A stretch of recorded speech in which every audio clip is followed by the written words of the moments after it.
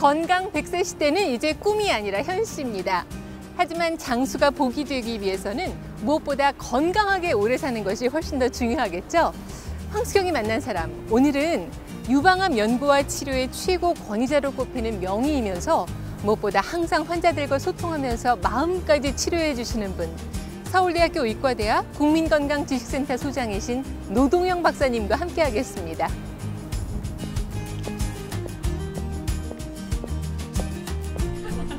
오늘 이렇게 국회 로천동에서 이렇게 의미 있는 장소에서 뵙게 되네요. 네.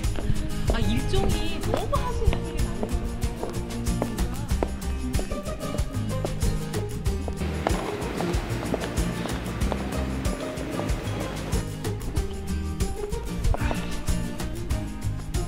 많아요. 와, 여기 아주 홀이 평생 기억되겠다.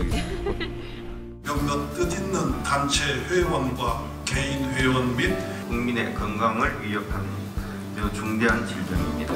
조금만 뵙겠습니다. 자, 예. 나는 빠져야 되잖아. 한 시간 전에 대장으로 선임된 노동입니다. 행복하고 또 고통 없이 살 수 있는 그런 인간 차원에서 큰 일을 하게 해 나가겠습니다. 암이 없는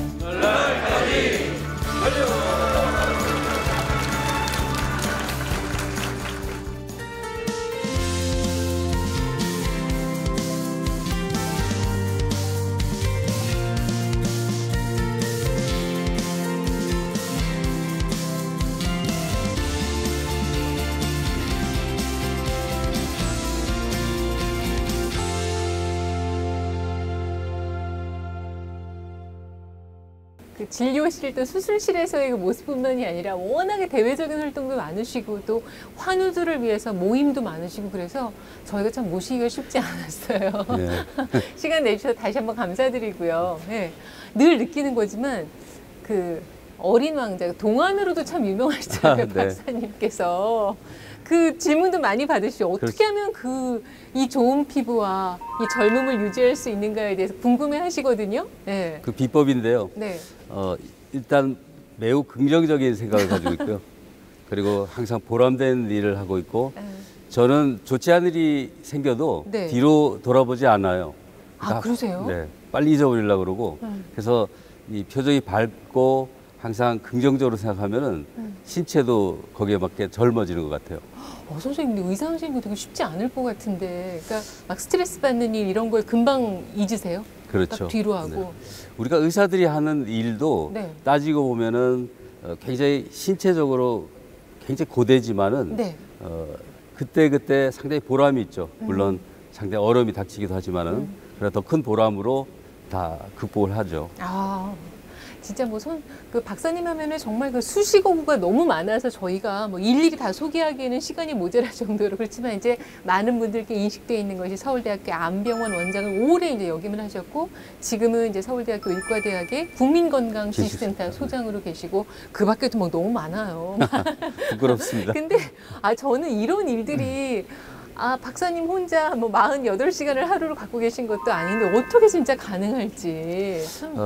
실제로 굉장히 하는 일이 많고 그래서 대부분 이제 진료실 밖에서 또 내가 다른 형태의 일을 해야 되지만 저는 제가 싫어하는 일은 선택하지 않아요. 그러세요? 그리고 일단 선택하면은 절대로 재밌게 해야겠다. 또 그것을 모든 사람과 함께 즐겨야 하겠다. 이런 이제 느낌을 가지고 있고 그 다음에는 실제로 그런 일들은 저 혼자 하는 게 아니에요.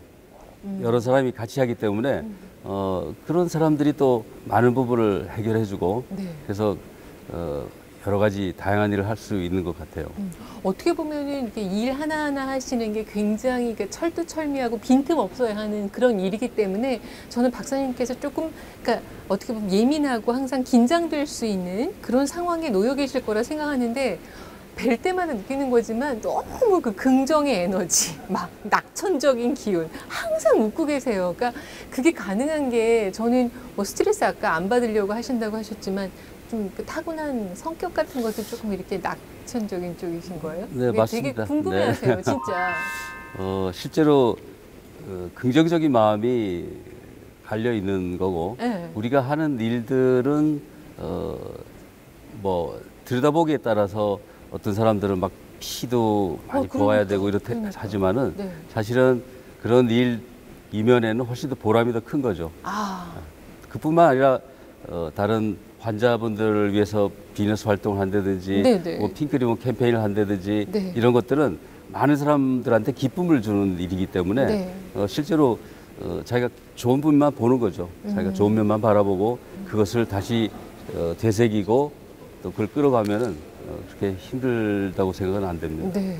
그 노동영 박사님 하면 벌써 핑크리본 캠페인을 먼저 같이 떠올리시는 분들이 많아서 저도 오늘 이렇게 의상을 핑크로 아주 박사님을 아름답습니다. 맞이하는 그런 의상으로 그 의미를 담아서 입어봤는데 요 그 캠페인에 대해서 좀 소개를 해주실 필요가 있을 것 같아요. 많은 분들이 아시지만. 네, 핑크 리본 캠페인이란 것은 2000년도에 저희가 큰 기업의 후원으로 시작을 네, 했고요. 네. 그 당시가 어떤 때였냐면은 우리나라의 유방암이 매우 그 발생이 적었는데 네. 우리 경제가 급속히 발전하고 또 여성들이 서구화됨으로 해서 맞아요. 유방암이 매우 급증하는 시기였어요. 그런데 우리나라 여성들은 그런 걸 잘 모르고 있었어요. 그렇죠. 인식을 못 하고 네. 있었죠. 왜냐하면 서양의 병으로만 알고 있었기 때문에. 네. 그래서 안 되겠다 해서 그 여러 후원자와 함께한 것이 핑크리본 캠페인이고 다행히 그것은 굉장히 주요하게 행사를 시작해서 네. 많은 사람들이 검진에 참여하고 어. 또 자가검진 또 암에 대한 경각심을 일깨워서 지금은 검진율이 아시아에서는 최고로 높아요. 아, 그래요? 네. 물론 미국이랑 유사하고 네. 이렇기 때문에 그런 활동은 네. 상당히 또 보람스럽다, 보람되다 이렇게 볼 수 있죠. 그러니까 유방암에 대해서 이렇게 막연한 두려움만 갖고 있다가 또 바라보는 인식이나 어떤 생각도 많이 바뀐 걸 좀 느끼세요? 그렇죠. 박사님? 네. 유방암이 당시에는 한 4,000명 정도 발생했는데 네. 최근에는 16,000명, 4배 매년? 정도잖아요. 네네. 네. 그리고 더 최근 발표는 또 18,000명, 곧 매해 2만 명이 발생할 거라고 이렇게 예측하고 있는데 다른 암종이 약간 줄어드는 반면에 네. 유방암은 지속적으로 증가하고 있어요. 아, 이런 것들은 검진에 많이 참여하는 것도 있지만 우리나라 여성들의 기본적인 식습관, 생활 습관이 유방암이 많이 발생하는 쪽으로 가고 있다. 이렇게 이제 볼 수 있거든요. 그런 계몽, 그런 또 예방책 이런 것들 알리는 것은 바로 핑크리본 캠페인이나 네. 여러 가지 그런 협회 일들을 통해서 이루어진다고 있는 거죠. 그러니까 우리나라 여성들의 그 식생활이 유방암을 유발하는 쪽으로 가고 있다고 그렇죠. 하신 거는 그러니까 서구화되고 있다는 얘기인가요? 조금 더 뭐 짜게 그렇죠. 먹는 거 뭐 이런 것도 우리가 이제 여성의 서구화라 하면은 네. 저희가 제일 또 하나 보는 것 중은 우리 아나운서 분처럼 키가 커진다든지 네네. 체격이 서구화된다든지 아, 체격이 예. 그다음에 실제로 생활 방식 라이프 스타일이라고 그러죠. 네. 결혼을 뭐 잘 안 하고 해도 늦게 하고 아. 또 출산을 잘 안 하고 그 출산을 출산율 늦게 최저죠 하고. 우리 네네, 전 세계에서. 최저죠. 다음에 모유 수유를 안 한다든지 또 식습관 자체도 상당히 고지방, 고단백 뭐 이런 쪽으로 다 서구화되는 거죠. 그렇죠. 옛날 우리 어머님 때를 생각하면은 거의 채식에다가 하루 종일 일하고 네. 20대 다 결혼하셨죠. 아기는 뭐 7명, 8명 다 전맥이고. 일찍 나시고. 그것은 유방암과 상당히 거리가 거리가 먼 예방적. 그래서 저는 이제 한마디로 옛날 우리 어머님처럼 돌아가자. 뭐 그렇다고 많은 애를 놓을 이유 없지만은 네. 그것이 저희들이 이제 생각하는 유방암이 왜 이렇게 빨리 증가하고 있는가 하는 데에 대한 답이죠. 네. 그 뭐 박사님 하면은 뭐 정말 유방암 연구 뭐 치료의 이제 최고 권위자이기도 하시지만 정말 많은 여성들이 따르고 뭐 존경하고 하는 거는 이 환자들과 정말 끊임없이 소통하고 얘기하고 교류를 많이 하고 그 까닭이 가장 크지 않을까. 아까 그러니까 물론 예. 네. 근데 그게 어떻게 저는 현실적으로 참 그렇게 해주시면 사실 환자 입장에서는 그거 이상 고마운 게 없지만 참 쉬운 일은 아니라는 생각이 들거든요. 네, 쉽지 않죠. 네. 그런데 우리나라의 진료 형태를 보면은 네. 그야말로 1, 2분 진료잖아요. 맞아요. 너무 오래 그래서 기다리고. 제가 젊을 때 이래서는 안 되겠다. 그럼 그 환자분들한테 그런 부분을 해결할 수 있는 방법이 뭐냐? 질문을 받아주는 방법. 네, 네. 그다음에는 불특정하게 교육 자료를 만들어서 기본적인 궁금증은 이제 해소해 주는 것, 즉 교육 같은 게 되겠죠. 네. 그 다음에는 이제 환자랑 진료 외 시간에 만날 수 있는 그런 방법을 생각했고, 그것이 제가 2000년도에 비너스회라는 것을 만들어서 네. 이제 환우 모임이죠. 네. 비너스회는 지금 전국에 약 20여 개 지부를 가지고 있습니다. 20여 개 지부. 우리나라 제주도를 포함해서 어느 지역도 다 그러니까 제 어떤 조직이 있다시피 했는데 상당히 활동도 많았고 지금도 이제 활동을 이어가고 있지만은 그런 분들이랑 수련회를 통해서 만난다든지 그러니까요. 혹은 또 다른 강좌를 한다든지 또 제가 하는 마라톤이나 이런 데 모시고 같이 운동을 한다든지 처음에는 상당히 괴로웠어요. 아, 이분들이 나한테 또 와서 뭐 여러 가지 어려운 질문 뭐 혹은 뭐 이런 부탁이나 하지 않을까 했는데 실제로 그런 부분은 상당히 순화돼서 기본적으로 그분들이 어떤 식으로 해야 된다고 해서 잘 인식하고 있고 또 제가 지켜보고 있기 때문에 어떤 우리 의료 외적인 이상한 일을 하질 않아요.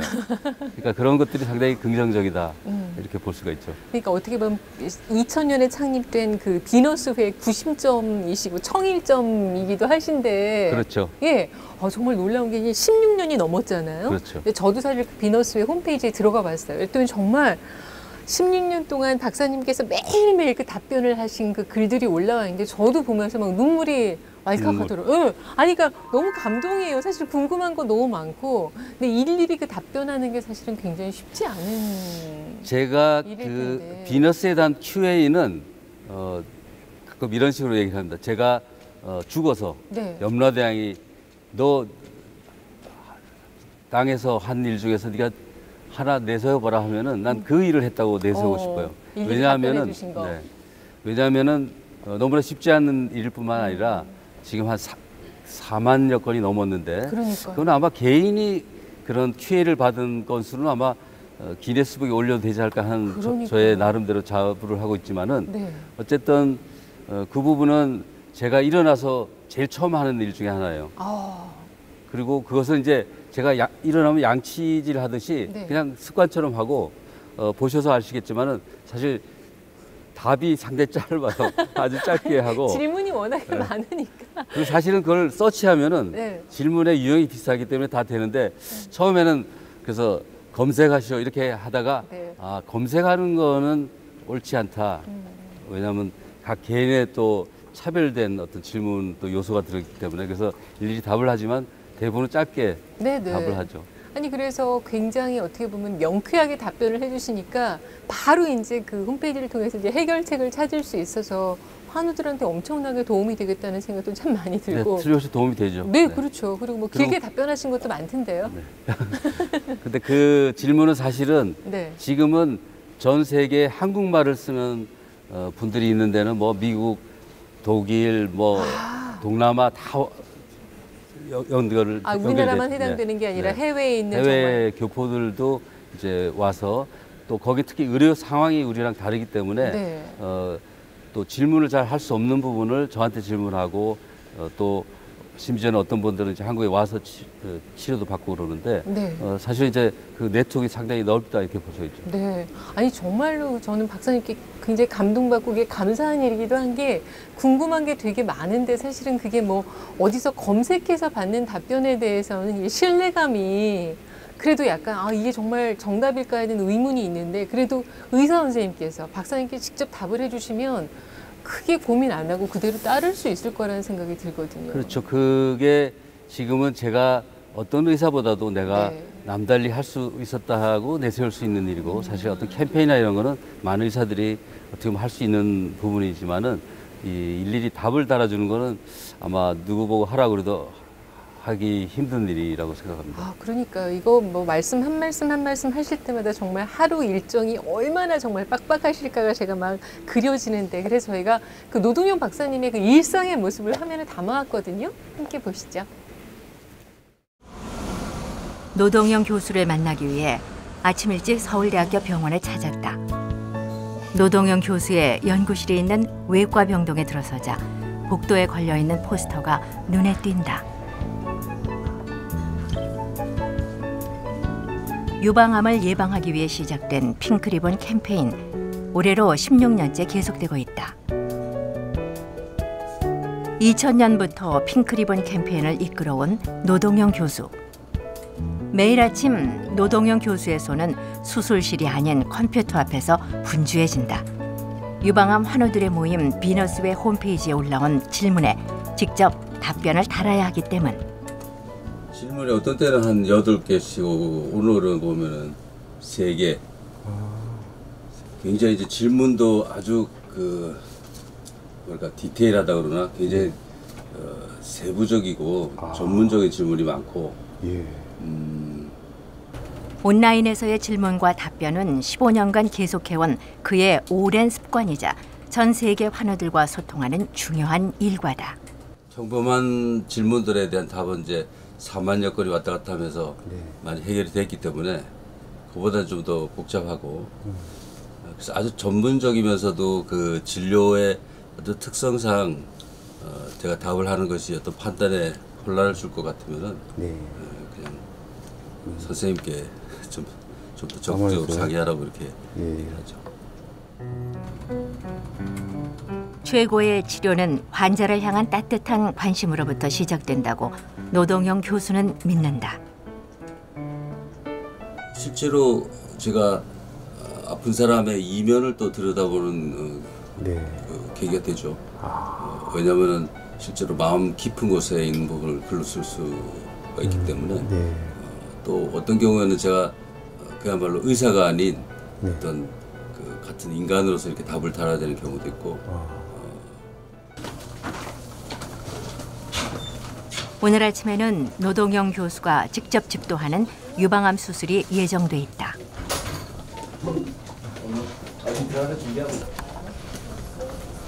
메스를 잡기 이전에 환자의 마음 상태부터 섬세하게 헤아리는 노동영 교수.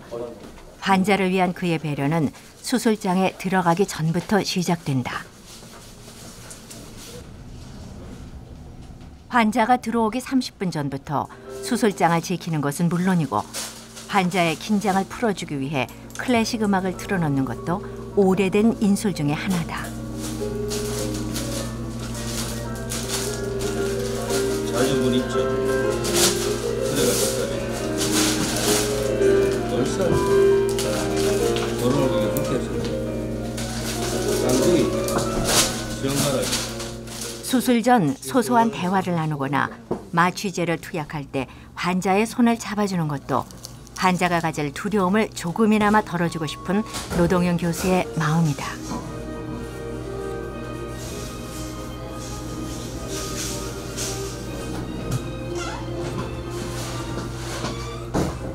이렇게 수술 전에 어떤 마음이신지가 궁금해요. 이렇게. 가장 최선을 다해야죠. 그러니까 이번한테 계획된 수술이 계획대로 잘 될 수 있을지 또 환자분 마취하기 전에 조금 위로도 하고 일단 수술이 성공적으로 돼야 되니까 원하는 대로 뭐 그런 마음가짐을 가지고 있죠. 확인하고 또 확인하고 우리가 계획되고 또 상의했던 그 수술을 좀 계속 확인하는 작업을 하죠. 수술이 시작되고 유방암 수술은 비교적 응급수술이 적고 성공률이 높지만 생명과 직결되는 수술이기에 의료진 모두 언제나 긴장을 놓칠 수 없다.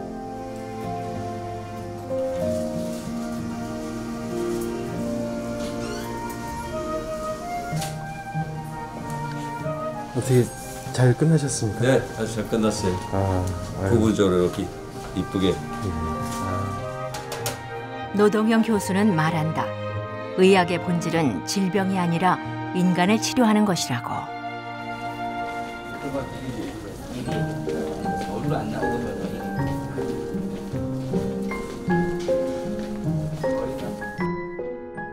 현재는 그 국민건강지식센터 소장을 맡고 계신데요. 구체적으로 여기서 하는 일은 어떤 건가요, 박사님? 네, 국민건강지식센터는 저희가 건강에 관한 여러 가지 정보들이 많잖아요. 그렇죠, 막 특히 이제 넘치죠. 장수 시대가 되면서 이게 뭐 아닌 게 아니라 정확한 지식부터 해서 아주 너무나 해로운 지식까지 막 맞아요. 해서 엉터리 난무하기 정보들도 때문에 많고. 그래서 저희가 이제 국가에서 예산을 받아서 네.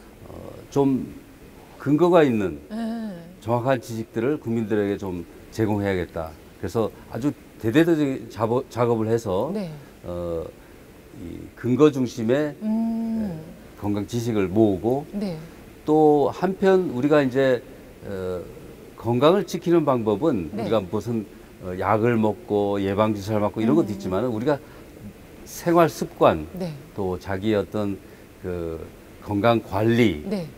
또 우리 전체 문화와도 관계가 되죠. 그렇죠, 그렇죠. 그래서 거기 지식을 통해서 어떤 우리 생활 습관이나 혹은 생활 방식을 정해주고 그것을 문화로 확산시키자. 그렇게 해서 한 것이 국민건강지식센터이고 네. 그중에 제가 이제 하나 꼽자면은 뱃살 허리살 둘레를 5% 줄이기. 근데 이것은 이제 허리살을 단순히 줄이는 운동만 아니라 예. 대사성 질환, 소위 네. 그 고혈압, 당뇨 이런 또 암도 일종의 그런 대사성 질환에 의해서 유발될 수도 있거든요. 그렇죠. 그러니까 여러 가지 다양한 만성병과 그런 암을 예방할 수 있는 또 방법이 허리살 줄이라 네, 네, 뭐 이런 네. 식으로 해서 할 수 있기 때문에 그런 걸 약간 문화화하자. 네. 그래서 그걸 확산시키자. 또 직장에서 또 그런 부분을 관리해주자.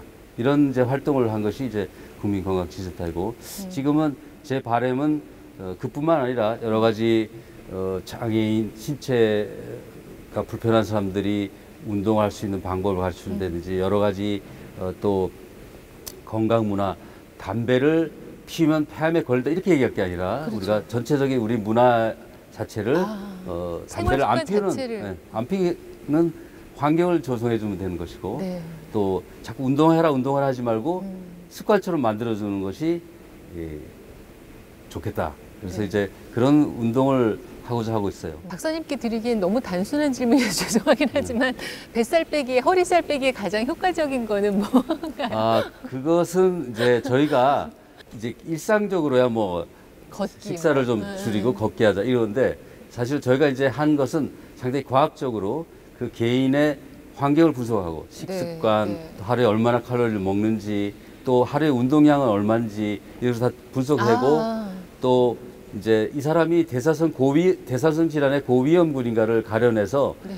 운동을 시키더라도 단계별로 네. 어떤 사람은 걷기만 시켜도 되지고 어떤 사람은 또 뛰게 하고 어떤 사람은 이 웨이트 무거운 거 들게 하고 이런 그 맞춤형 허리 둘레 줄이기, 뱃살 빼기 이런 걸 해왔었죠. 그러니까 이 국민건강지식센터를 통하면은 사실은 지금 뭐 인터넷을 통해서 막 온갖 그 확인되지 않은 그런 건강 정보들이 난무하고 있는데 그렇죠. 가장 신뢰할 수 있는 그리고 근거 있는 그런 지식들을 접할 수 있겠네요. 그렇죠. 저희가 네. 일단 올려놓은 것들은 네. 다 그런 어떤 근거를 기반으로 해서 올려놓은 것이고 아, 상당히 이제 작업이 계속 돼야 되고 또 그런 것은 어떻게 보면은 매우 필요한 요소이죠. 왜냐하면은 지금 이제 봄이라고 그러면은 가장 많이 유행하는 것들은 뭐 알러지 네. 또 혹은 네. 관절계 감기 네. 뭐 이런 거에 대해서 이제 또 올려주는 거죠. 아. 그렇기 때문에 이제 지속적으로 지식도 관리를 해주고 또 다시 새롭게 만들어줘야 되고 이런 작업이 필요한 거죠. 네. 우리 그 노동영 박사님 하면은 정말 그 유방암 그 환우들에게 환자들에게 있어서는 희망과 든든한 버팀목 같은 그런 분이신데 지금까지 그 수술했던 환자가 제가 찾아본 바로는 한 10,000명이 넘는 걸로 아는데 맞습니까? 네, 수술 건수로는 10,000명이 넘을 거고요. 네. 지금 이제 제가 여러 가지 일도 하고 네. 또 그런 연유로 해서 환자 외래 수는 좀 이렇게 옛날보다 줄여버리고 네, 어쩔 수 없이 시간이 네. 그러시니까. 수술도 일주일에 한 10건 정도만 하고 있는데 네. 이전에는 뭐 엄청나게 수술을 많이 했죠. 그러니까요. 네. 뭐 그 안에는 정말 뭐 누구나 알만한 그런 유명인들도 참 많으시고 그래도 기억에 남는 참 가슴에 오래 남아있는 그런 환자분들도 있으실 것 같은데요. 네, 유명 인사분들 많이 했지만 이제 노출시키기를 좀 꺼려하고 네, 그러나 네. 그분 중에서 기꺼이 알리고 또 그 경각심을 이끌는 분 중에는 세계적인 피아니스트 서혜경 씨. 아, 서혜경 네. 선생님. 예. 서혜경 씨는 주로 뉴욕에서 활동하지만은 네. 뉴욕의 링컨 센터 연주회 때도 그 중간에 나를 이렇게 고쳐준 사람이 한국의 닥터 노라고 그 얘기를 미국에 있는 제 미국 의사들이 듣고 나한테 알려주기도 하고 그러는데 제 오히려 거꾸로 홍보대사죠. 그러나 이제 한 10년 가까이 됐는데 수술 받은 지 그렇게 잘 치유되고 병기가 높아도 다시 자기의 전문 직으로 돌아갈 수 있다는 그런 메시지를 전 세계에 알리고 있죠. 또 최근에는 좀 연세가 많았지만은 엄앵란 씨가 또 굉장히 많은 받았는데, 화제가 됐었어요. 엄앵란 씨도 기꺼이 뭐 자기 치료 과정을 알려가지고 이렇게 나이가 많아서 걸렸는데도 잘 극복할 수 있다. 이걸 좀 또 알리고 다니고 있죠. 네, 병원에서의 모습도 그대로 막 공개를 해주시고 그렇죠, 하니까 많은 분들이 어떻게 보면 유방암에 대해서 조금 더 어떻게 보면 희망을 느낀다고 해야 되나요? 사실 유방암은 희망을 가질만 하죠. 아직 물론 어려운 국면에 있는 분들도 많이 있지만은 우리나라의 유방암 치료 성적은 세계에서 최고로 높고 또 몇몇 어려운 경우를 제하면 대부분 잘 낫기 때문에 잘 나을 수 있다. 그러나 그 치료 과정은 사실 쉽지는 않아요. 수술 외 항암 또 방사치료 이런 과정은 뭐 거의 한 1년 가량 걸리는데 쉽지는 않죠. 그러나 그런 과정을 겪고 잘 나을 수 있다. 이런 희망을 전해주고 싶죠. 네. 아니, 그러니까 그런 많은 분들의 또 희망이 되시려면 진짜 박사님께서 오래오래 건강하셔야 될 텐데 그 환우들과 이제 뭐 산행하는 얘기도 잠깐 하셨지만 진짜 체력 관리를 어떻게 하세요? 그러니까 제가 보니까 하루 일정이 새벽부터 시작해서 밤늦게까지 아주 빡빡하게 짜여져 있는 것 같은데. 근데 건강은 사실 우리가 기본적으로 제가 이제 의학자고 그 의사로 이제 있지만은 제가 우리가 인간이 건강하게 살 수 있는 방법 중에서 가장 기본적인 뭔가 움직이는 거예요. 활동하는 거, 운동 물론이죠. 근데 저는 거의 제 일상이 움직이는 거죠. 수술하고 외래보고 이거 다 제가 그냥 단순히 제 워크로드만 봤을 때 하루에 8,000보 정도 걷는데 그 다음에 시간만 나면 걸어요. 저는 차를 없애버렸어요. 아, 그러세요? 대중교통도 이용하지만은 그리고 시간만 나면 등산을 한다든지 여의도 집 근처 여의도를 한 바퀴 뛴다든지 그래서 계속 움직이는 거죠. 그게 제 건강의 비결입니다.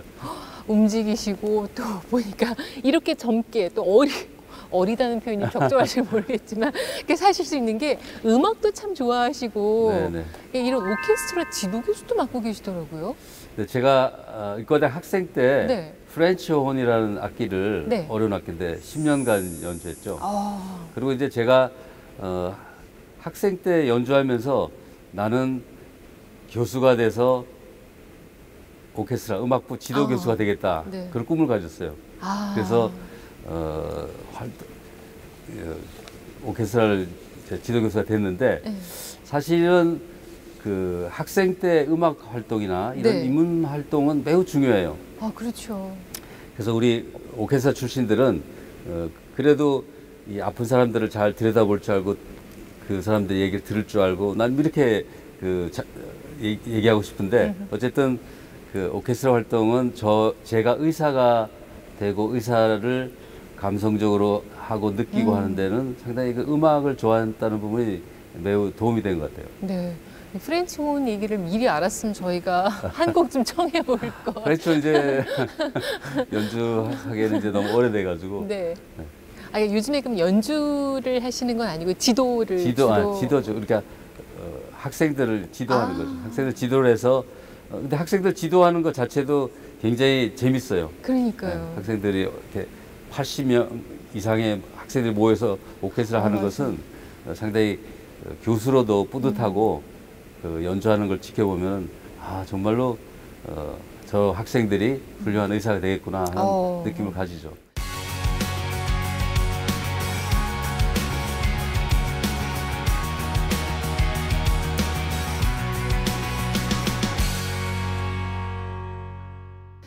진짜 막 관심 분야 또 하실 수 있는 어떤 능력의 분야 굉장히 폭넓으신 건데 어떻게 해서 어릴 때 꿈이 의사이셨어요?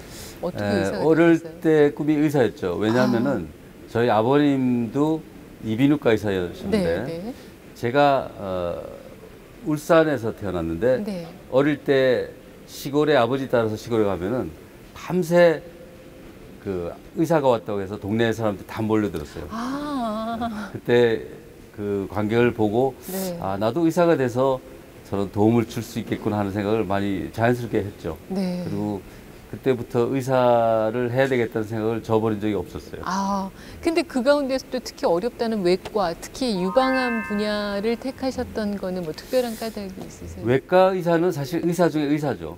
그렇죠, 그렇죠. 드라마에 나와서 맞아요. 나오는 모습. 모든 드라마의 실제로, 주인공이에요. 네, 그런 부분은 단순히 드라마로 나와서 그런 게 아니라 하는 역할도 상당히 그 어떨까 드라마틱하죠. 그렇죠. 그런 드라마의 주인공 같은 의사가 되고 싶었기 때문에 기왕이면 큰 의사가 돼서 해서 외과에서를 했고, 그러나 지금은 우리 학생들이 혹은 전공의들이 외과 기피하죠.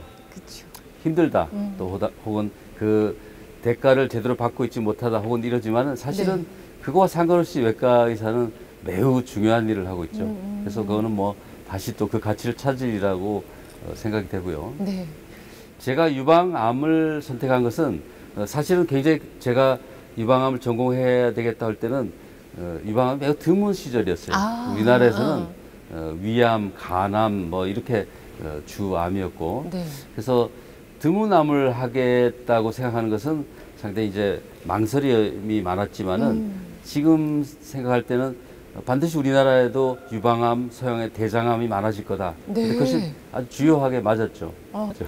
근데 이제 유방암을 앓으시는 그 환자분들은 사실 그 무엇보다도 상실감과 좌절이 너무 큰 게 그야말로 그 여성의 상징과도 같은 어떻게 뭐 아름다움을 잃는다고 할 수도 있지만 하여튼 모습이 예전하고 확 달라지는 거에 대해서 이게 참 감정을 주체하기가 참 쉽지 않으니까 저도 상상만 해도 사실은 좀 그렇거든요. 그렇죠. 그러니까 그런 부분에 있어서 선생님께서 굉장히 섬세하게 이게 환자들을 잘 이렇게 보듬어 안아주시는 것 같아요. 어떻게 얘기해 주세요?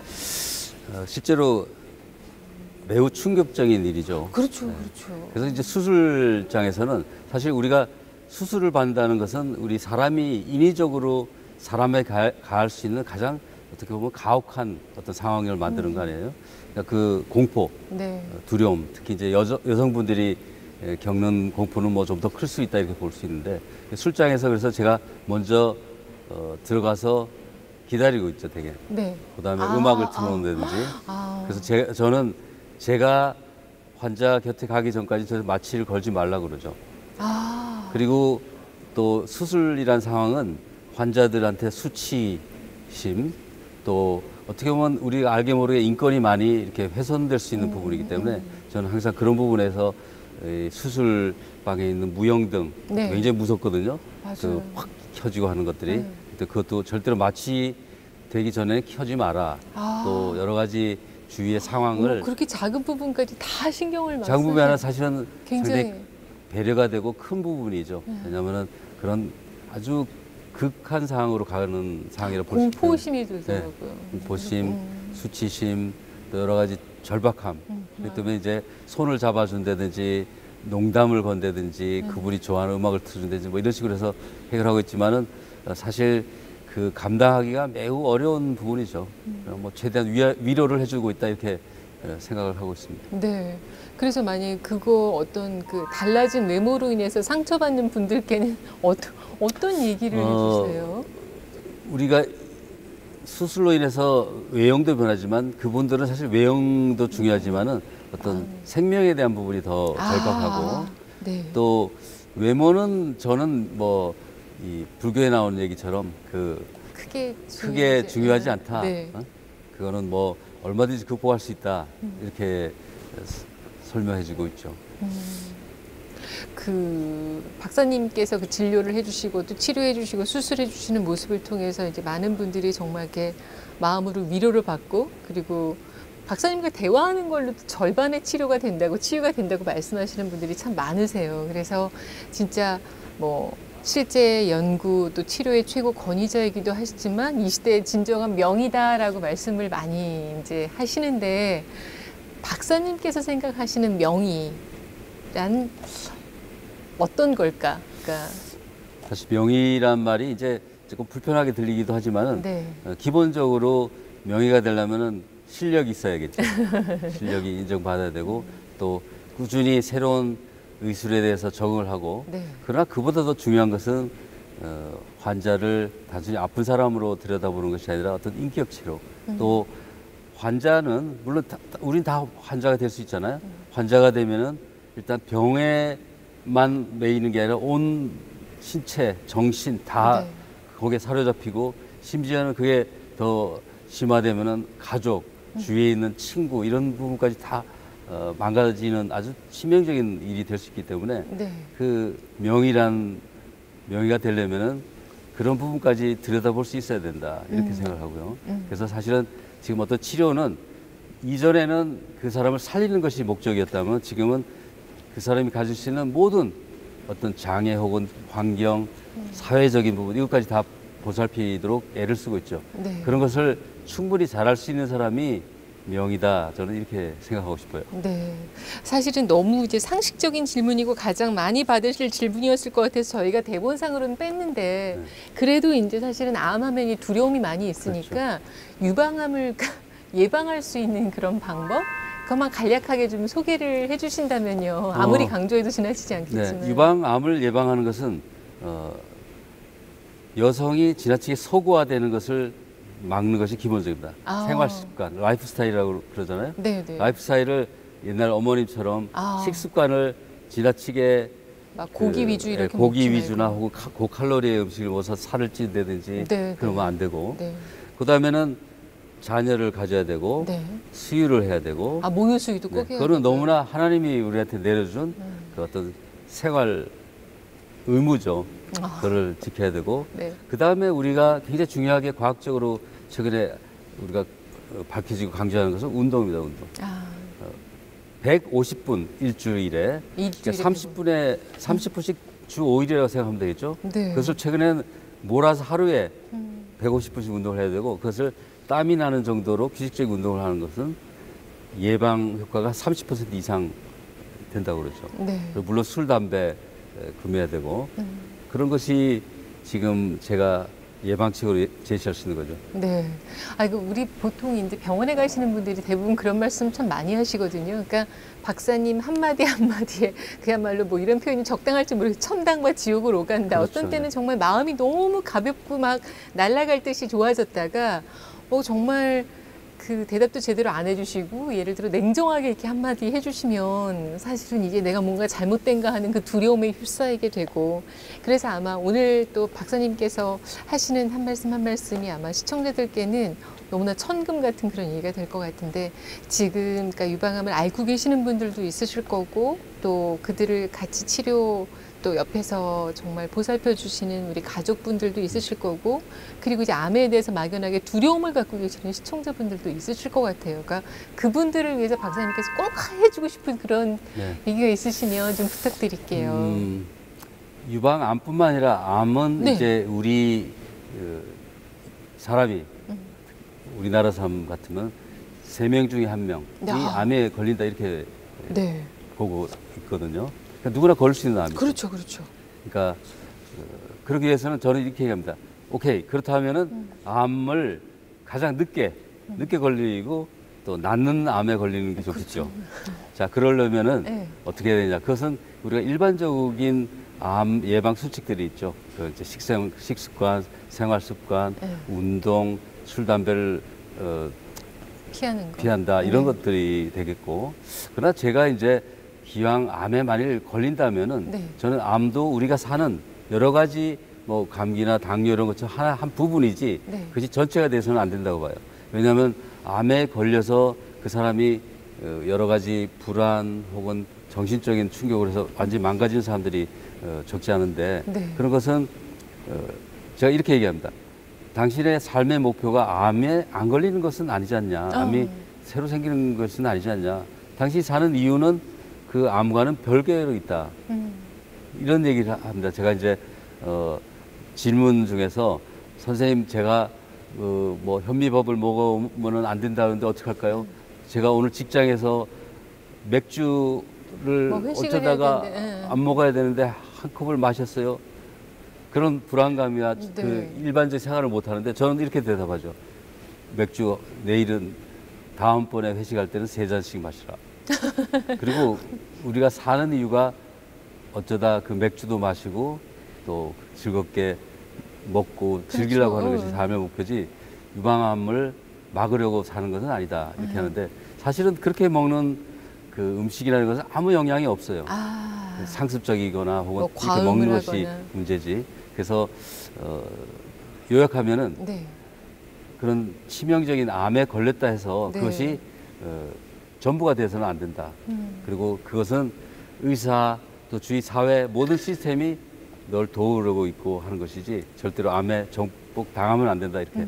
정복은 우리가 하는 거고 다 같이 사회가 하는 것이지 개인이 정복당해서는 안 된다 이렇게 얘기하고 싶습니다. 그래서 어느 순간부터 이제 암을 앓게 되시는 분들, 암 환자들이 워낙에 이제 많이 발생하고 있으니까 그래서 이제 그런 얘기도 막 있잖아요. 암과 이제 공생하는 거, 그렇죠. 함께 살아가는 거. 네. 그러니까 박사님도 약간 같은 맥락의 그렇죠. 저희가 지금 이제 의학적으로 암을 해결하는 방법은 그것을 완전히 없애는 것도 하나 방법이지만은 네. 암을 최대한 그 증식을 못하게 하거나 그대로 유지시켜 버린 거죠. 혹은 다시 새로 생기는 것을 최대한 늘리는 이런 방법이 있죠. 그것은 굉장히 성공적일 수가 있어가지고 네. 최근에 이제 면역 치료 같은 것은 상당히 성공적이어서 굉장히 장기간 투여하지만은 암이 그대로 있거나 혹은 물론 일부 없어지지만은 네. 그렇게 해서 고치는 거죠. 그렇기 때문에 암과 함께하면서 암도 나의 한 부분이다. 사마귀 같은 거 달고 다니는 사람들 많잖아요. 그렇죠. 그렇게 생각하면 되는 거죠. 진짜 많은 말씀 여쭤봤지만 끝으로 이제 그 박사님께서 갖고 계신 소망, 워낙에 뭐 일정들이 많으시니까. 그 소망. 네. 너무 어렵나요? 제 소망은 뭐 여태까지 제가 의사로서 여러 부분을 종사하고 또 일부 봉사했지만은 그런 부분이 좀 더 확산되고 또 그런 부분이 보편화되고 또 많은 의사들이 이런 생각을 공유할 수 있으면서 실제로 디지털화 사회에서 보다 좀 인간적인 또 그런 부분이 많이 배어났으면 좋겠다 하는 소망입니다. 네, 정말 그 빡빡한 일정 가운데서도 오늘 시간 내주셔서 진심으로 감사드리고요.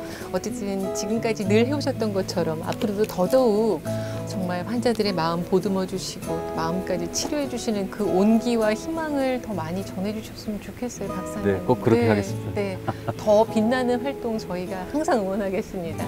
네, 감사합니다. 고맙습니다.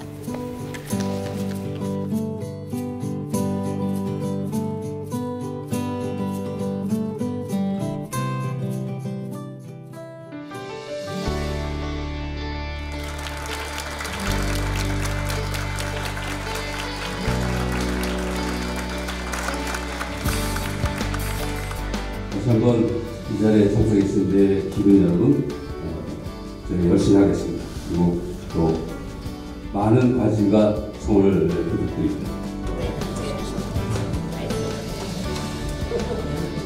앞으로는 미래의학, 즉 예측, 예방, 정밀의학을 구현함으로써 특히 유전체 진단을 통해서 질병을 보다 빨리 검진하고 또 그것을 보다 정밀하게 치료함으로써 고통도 적고 또 완치에 가까운 그런 결과를 가져오자 노력을 하겠습니다.